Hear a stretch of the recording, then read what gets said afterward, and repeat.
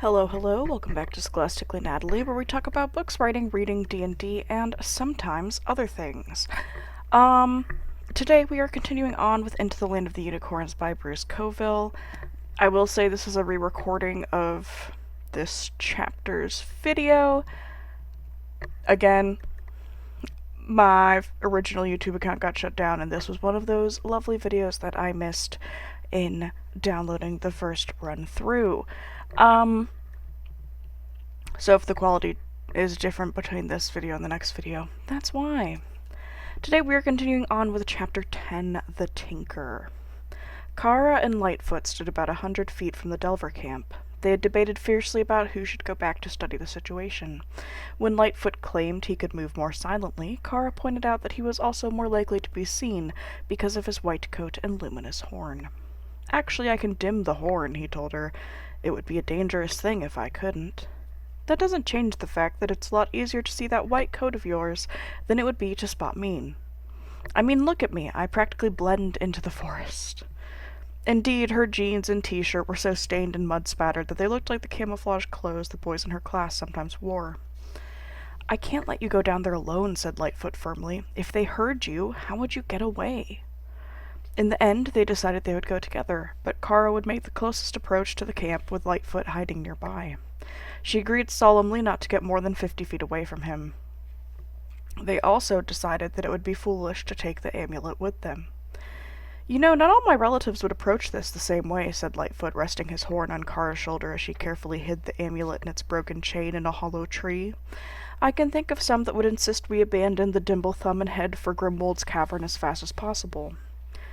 She thought about that for a moment. It might be the sensible thing to do, she said. After all, the most important thing is to keep the amulet from falling into the wrong hands. That's true, said Lightfoot. Kara paused, her hand still in the tree trunk. But leaving the Dimble Thumb doesn't feel right, she continued. That's true as well.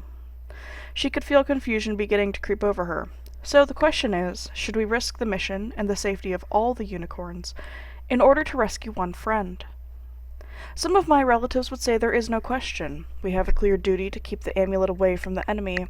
This is not just our journey. The safety of the unicorns, and possibly all of Luster, depends on defending the amulet against those who would abuse it. Kara slowly drew her hand from the tree. She began moving her arm back and forth as if she were trying to decide whether to reach in and take back the amulet. The choice seemed to be crushing against her brain. Are you trying to tell me we shouldn't go back for the Dimble Thumb? She asked. I'm just pointing out the questions involved. I should probably also point out that most of my relatives don't think much of the Dimble Thumb. He paused, then added, Of course, most of them don't think much of me, either. Though she longed for Lightfoot to make the decision, Kara sensed that he was going to defer to her in this matter, perhaps because he was confused himself. But she was torn, too. Her mind was telling her that for the good of all they should flee with the amulet, taking it as far from this place as possible. Her heart was screaming that they could not leave their friend. In the end, her heart made the choice. Asking herself what her grandmother would do, she found herself thinking instead about her parents. The painful memory of the way they had abandoned her made it impossible for her to do the same to anyone else. We're going to get him, she declared. That's a very immature decision, said Lightfoot. The criticism stung like a slap. Why do you say that? She asked sharply. Because it is what I would choose, he replied, sounding amused. And my uncle has assured me many times that I am very immature. If your uncle wants to handle this, let him come out here and wander around in the woods with the Delvers, said Kara. In the meantime, we have to go see what they're doing with the Dimble Thumb. Creeping through the darkness, away from Lightfoot and toward the Delvers, Kara could easily have wished they had decided to press on in their journey. Each movement was an agony of indecision as she tried not to make a betraying sound. Each dew-wet leaf that brushed her face, each twig that prodded her side, seemed to her racing imagination the touch of an enemy. Finally, she drew close enough to get a clear view of the Delver camp through the undergrowth. By the flickering light of the low fire, she saw that the Dimble Thumb had been bound to a tall pole. He sagged against his ropes, as if weary and beaten. Even in the low light, she could see at least 2 hideous wounds. The Delvers stood in a circle around him, prodding him with their spears. They were speaking to him, but without Lightfoot at her side, she heard only rasping guttural sounds. The Dimblethumb spoke not at all. Whether he was refusing to answer or had actually lost consciousness, she could not tell in the dim light. Each time one of the Delvers poked at the man-bear, she wanted to scream at them to leave him alone. Finally, she could stand to watch no more.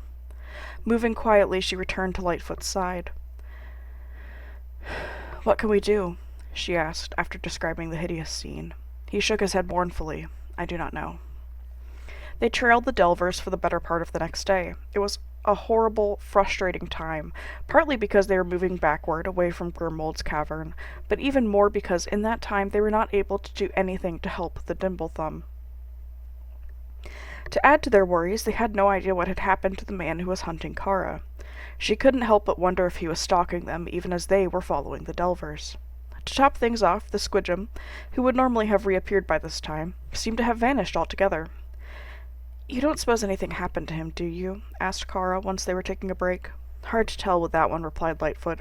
"Something could have happened to him, or he may simply have lost track of us, though he is a very good hunter. He may even have lost interest. His attention span is not all that great. But there is nothing we can do about him now. We need to focus on the Dimblethumb. I'd suggest you rest while you can. There's no telling when they'll start moving again." Though she couldn't stop worrying, Kara did try to relax. They were only taking a break because the Delvers had stopped for the same purpose. There were an even dozen of the little monsters, about half the group that had first captured the Dimblethumb. According to the snatches of the conversation they had been able to catch, the others had remained to continue looking for the girl with the amulet, as they referred to her. Kara thought it was rather amusing that while they were looking out for her, she was trailing them. It was the only amusing aspect of the situation. Her heart ached for the poor Dimblethumb. She had caught glimpses of him stumbling along, his paws bound behind him, Delvers prodding him with their spear should he falter or slow. Oddly, the Delvers seemed not to worry about anyone coming after them. She decided that they were so used to being the hunters that it never occurred to them that things might go the other way. The Delver party got ready to start out again. It was a noisy process which made it easy for Kara and Lightfoot to keep track of them without getting too close. Kara had noticed that while the Delvers occasionally moved through the unmarked forest, they were more often followed faint but definite paths. What surprised her was that twice these paths crossed wider paths defined by pairs of shallow ruts. "Is this some kind of road?" she asked Lightfoot the first time they crossed one. "Yes. It was made by some of the humans." "There are other humans in Luster?" she asked excitedly. "Not many." She wanted to know more, but he was focused on the problem of the Delvers and the Dimblethumb and didn't want to be bothered talking about such things. She did notice that though the Delvers crossed these roads, they did not follow them. She and Lightfoot were crossing one of the roads themselves, some minutes behind the Delvers, when they heard a horrible clatter to their right. "There you are!" cried a friendly voice. "I've been waiting for you." They turned. To their astonishment, an oddly dressed man was trotting toward them. He was drawing a cart behind him, which he pulled by means of 2 wooden poles. Hanging from the roof of the cart were all manners of things, including a number of pots and pans, all of them clanging and clattering like a cooking set being rolled down a stairway. Kara was terrified that the racket would draw the Delvers, but Lightfoot told her that it was more likely they would stay away, since they did not care much for humans, and only humans would make such a racket. Still, she would have insisted that they move on, so that they not lose sight of the Dimblethumb. Had she not seen what was sitting on top of the man's wagon? "The Squidgem!" she cried. "Oh, yes," said the man, slowing to a walk. "It was he who brought me to you." "Good Squidgem! Happy good Hotcha-Gotcha!" cried the little creature, leaping from the wagon to an overhanging tree. He began swinging through the branches, which let him reach Kara and Lightfoot considerably ahead of the man. He leaped down to her shoulder. Kara stroked his fur as she stared at the approaching man. Bald and bearded with a roundish nose, he wore high leather boots, loose trousers, and a remarkable coat that seemed to be made almost entirely of patches of various bright fabrics. The coat had an astonishing number of pockets. Gold chains drooped in graceful arcs from every one of them. "Thank goodness I found you," he said, clattering to a stop. Dropping the wooden poles of his wagon, he wiped his high bald head with a handkerchief he fished from his trousers. The cart was like a tiny house on wheels, about 4 feet wide and 8 feet long. It had a pitched roof and high blue walls. Painted on its side in large old-fashioned letters were the words, Thomas the Tinker. I mend what I can. Actually, you're right on schedule, he said, pulling one of the chains to reveal a large pocket watch. He stared at the watch for a moment, then frowned. Or maybe you're not. He pulled an even larger watch from another pocket and stared at it. Oh well, never mind, he said, shoving both watches back into pockets other than the ones from which they had come. You're here, and so am I. That's what matters. Shall we take a stab at rescuing your friend? And that is the end of chapter 10. Thank you so much for listening, and I will see you guys in the next one. Scholastically Natalie is out.